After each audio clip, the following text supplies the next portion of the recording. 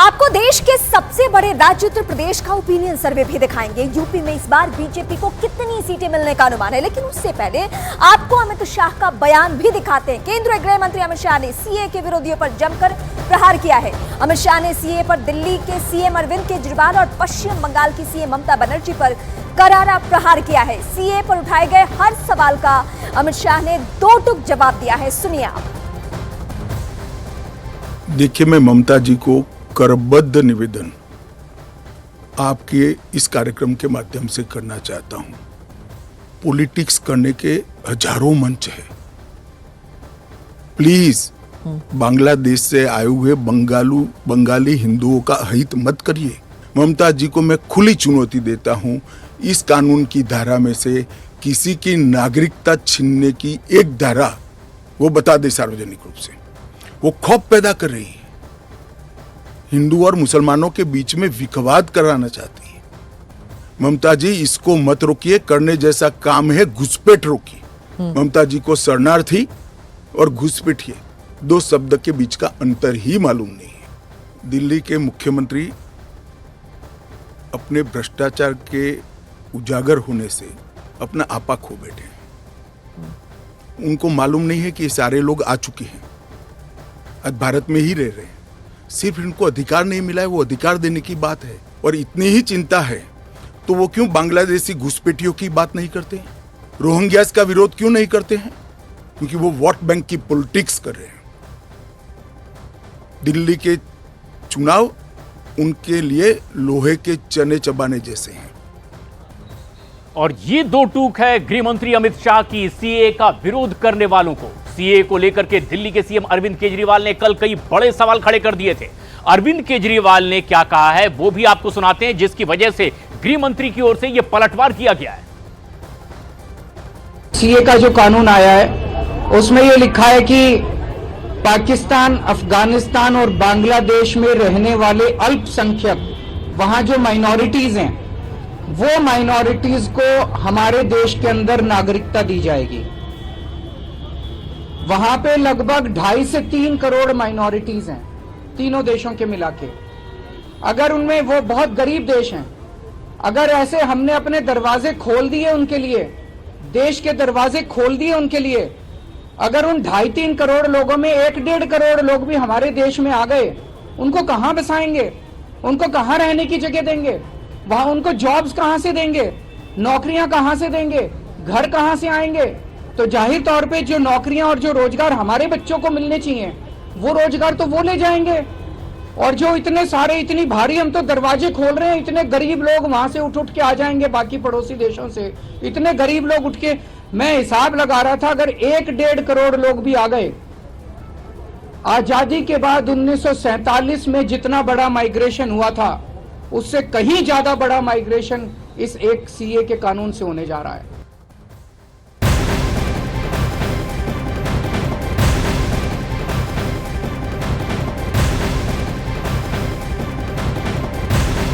और सीए को लेकर इस वक्त की सबसे बड़ी खबर दिल्ली से है। दिल्ली में हिंदू शरणार्थियों का प्रदर्शन इस वक्त शुरू हो चुका है। दिल्ली के सीएम अरविंद केजरीवाल के खिलाफ कई हिंदू शरणार्थी प्रोटेस्ट कर रहे हैं। इस वक्त सीएम केजरीवाल के घर के बाहर हिंदू शरणार्थी प्रदर्शन कर रहे हैं। इस वक्त आप अरविंद केजरीवाल को ही सुन रहे थे। वो आंकड़े गिना रहे हैं कि अगर शरणार्थी आ जाते हैं तो भारत की स्थिति क्या होगी। लेकिन इस बीच जो तस्वीरें इस वक्त हम आपको दिखा रहे हैं, दरअसल वो तस्वीरें अरविंद केजरीवाल के घर के बाहर की तस्वीरें हैं, जहां पे वो शरणार्थी हिंदू पहुंचे हुए हैं जिनको इस बात से पीड़ा है, इस बात से तकलीफ है कि अगर सरकार सीए के जरिए उन्हें नागरिकता दे रही है तो अरविंद केजरीवाल को किस बात की परेशानी है। ये 1-2 नहीं बल्कि सैकड़ों की संख्या में यहाँ पे हिंदू शरणार्थी पहुंचे हुए हैं। ये उन देशों के अल्पसंख्यक है जिन 3 देशों के शरणार्थियों को भारत सरकार सीए के जरिए नागरिकता देने जा रही है। हालांकि इसको लेकर बहुत बवाल है और बवाल की तस्वीरें भी हम आपको दिखा रहे हैं। और सीधे मैं अपनी सहयोगी प्रियंका कांडपाल का इस वक्त रुख करूंगी। प्रियंका, ये तस्वीरें अपने आप में बहुत कुछ बयां करने के लिए काफी है, यानी जो सियासत इस मुद्दे पे कर भी रहे हैं तो वही शरणार्थी आकर जवाब देने के लिए भी तैयार है कि हमें इस देश में रहने दीजिए। जी बिल्कुल। और रीमा, मैं आपको ये तस्वीरें दिखाती हूँ, आप जरा यहाँ लोगों को देखिए। एक शख्स जो है वो अपना डॉक्यूमेंट लेकर, अपना पासपोर्ट लेकर यहाँ पर खड़े हैं।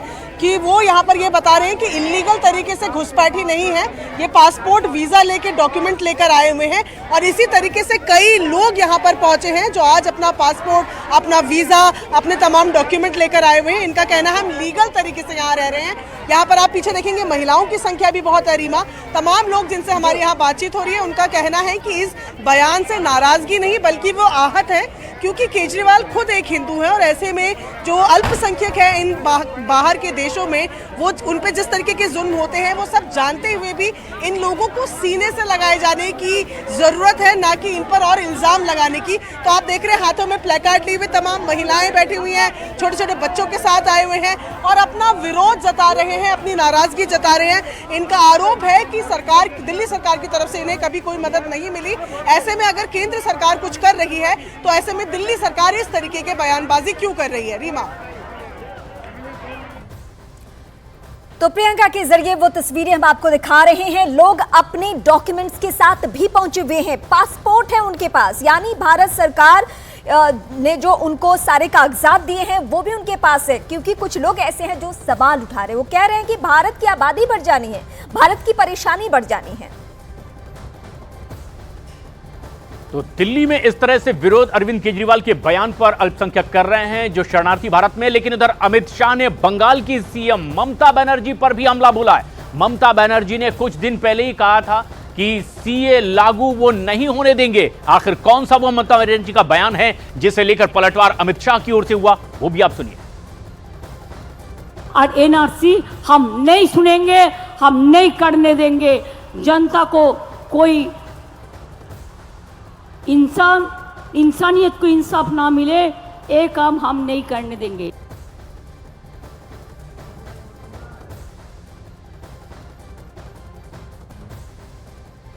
और ये फिलहाल जो तस्वीरें हम आपको दिखा रहे हैं अरविंद केजरीवाल को लेकर धरना प्रदर्शन, जहां सैकड़ों की संख्या में वो शरणार्थी पहुंचे हुए जिन्हें भारत सरकार सीए के जरिए नागरिकता देने जा रही है। और इसी बात को लेकर कई राज्यों के सीएम बवाल कर रहे हैं, जिसमें अरविंद केजरीवाल का नाम है, ममता बनर्जी का नाम।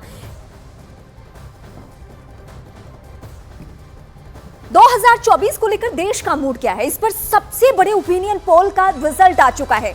उत्तर प्रदेश में एनडीए को बड़ी बढ़त दिख रही है। ओपिनियन पोल में बीजेपी यूपी में 80 में से 77 सीटें जीतती नजर आ रही है, यानी सबसे बड़ा राज्य, सबसे ज्यादा जिस प्रदेश में सीटें, वहां 80 में से 77 सीटें बीजेपी को हासिल हो रही है, यानी एनडीए को यह बढ़त है उत्तर प्रदेश में।